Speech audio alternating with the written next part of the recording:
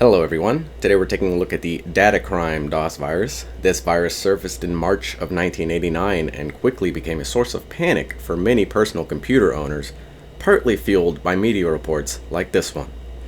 Well, it is Friday the 13th, and for the superstitious, that's a bad luck day. For computer owners this time around, it was an ominous day. This is the day that computer virus was supposed to attack. Joe McMahon has more on that story. It's called DATACRIME II, and it's a virus that has owners of IBM personal computers worried it might send their PCs to sickbeds. An electronic virus is information or instructions added on to a legitimate computer software program by hackers. Most commonly, the virus will wipe out instructions or information stored on that computer disk. We're told spreading the virus is easy. It happens when people share their computer programs, oftentimes over telephone lines. Sounds pretty scary, doesn't it? I know I wouldn't want my computer to be corrupted by some mysterious virus that some guy is just typing this and then he's hitting F3 and enter. Did you notice that in the news report? Because that's my favorite part. So that is about it for the DATACRIME DOS virus, right?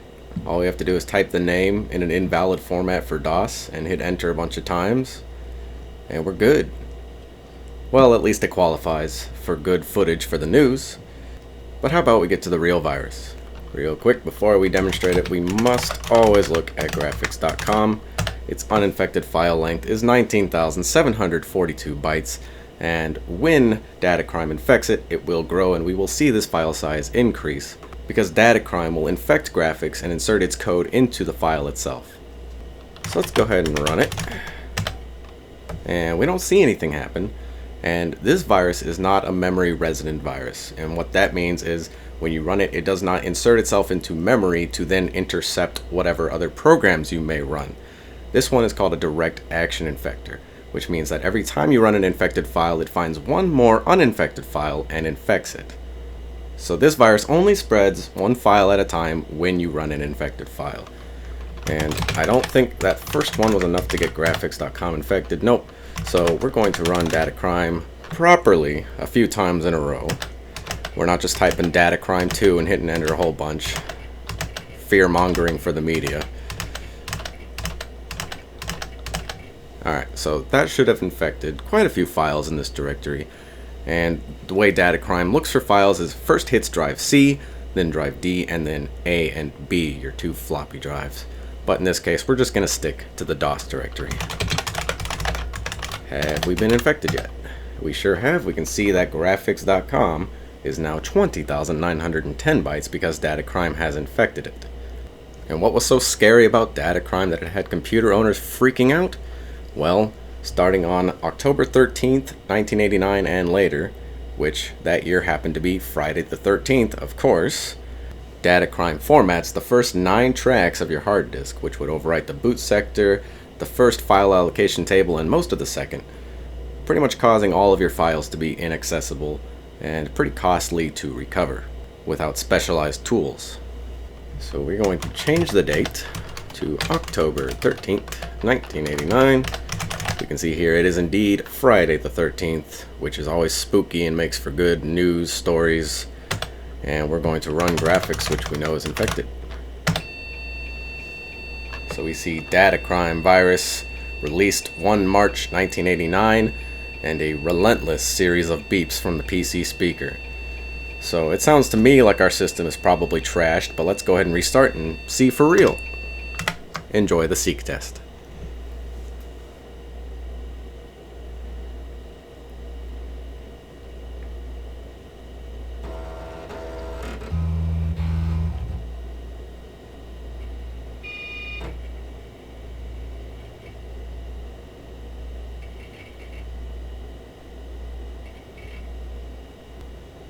Looks to me like we got our data back just fine.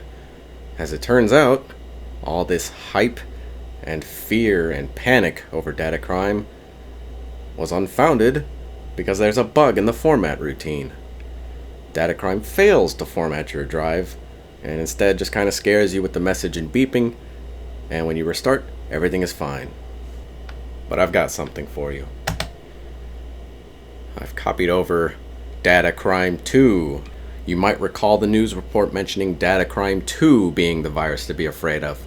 Well, this is a new and improved version of DATACRIME that fixes that bug and actually successfully formats your hard drive. But you know what the big issue is about these small variants of existing viruses? They rarely ever spread more than the first variant. But at least we can see the payload. So it runs just the same as the earlier version of DATACRIME. This one probably came from a security researcher, and that's why it tells us this is an infected exe program. But as it turns out, this is actually an infected COM file. But we're not going to worry about the differences between exe and COM files right now. We're looking at DATACRIME, the most terrible virus ever seen in history. It infects files in the same exact way as the first DATACRIME. It's a direct action infector, so we're going to skip right ahead to the payload part. Back to Friday the 13th. And here we go. So this one says DATACRIME II virus. Beeps 5 times and then nothing. And let's restart once more with this.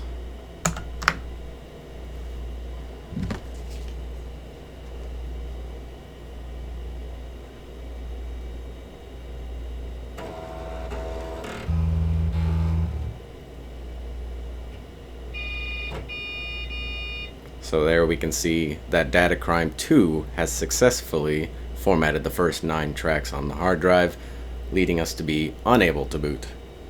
So just how damaging was DATACRIME and DATACRIME II? Well, according to this Associated Press news report from September 19th, 1989, a security researcher who developed an antivirus called FluShot Plus, Ross Greenberg, encountered a whopping 7 total cases of DATACRIME infections. And let's not discount the chairman of the Computer Virus Industry Association of Santa Clara, California, John McAfee, who himself and the entire association saw a combined maybe 6 cases of DATACRIME.